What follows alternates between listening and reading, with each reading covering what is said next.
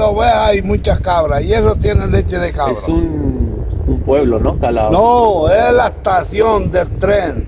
Ah, Estación del estación tren. de tren. Estación de tren, fiel. Calahorra. Calahorra. Ahí a la burra sí puedes retratarla todo lo que quieras. A mí yo no.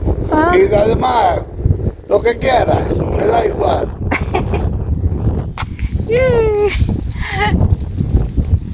¿Y usted dónde vive? Yo allí en lo alto, en medio del pueblo.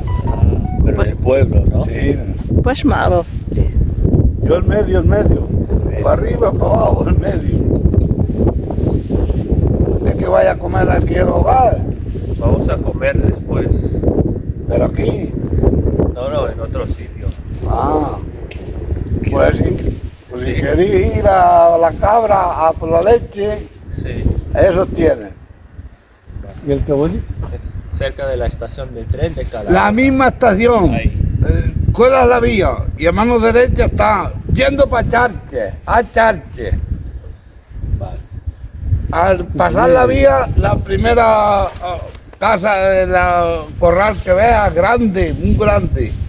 ¿Y el caballo? Son parientes míos. Y dices que está mandado José María. José María. Sí. Vale.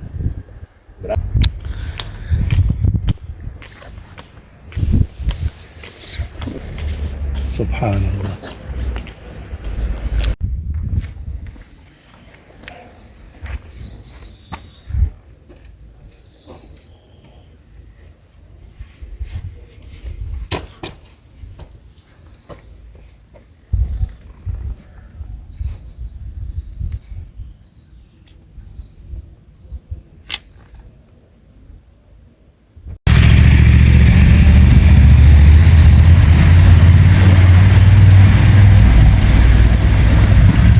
Está fresca.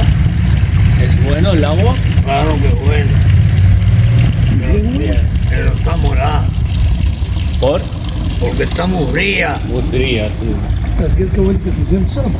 Se puede beber, ¿no? Claro.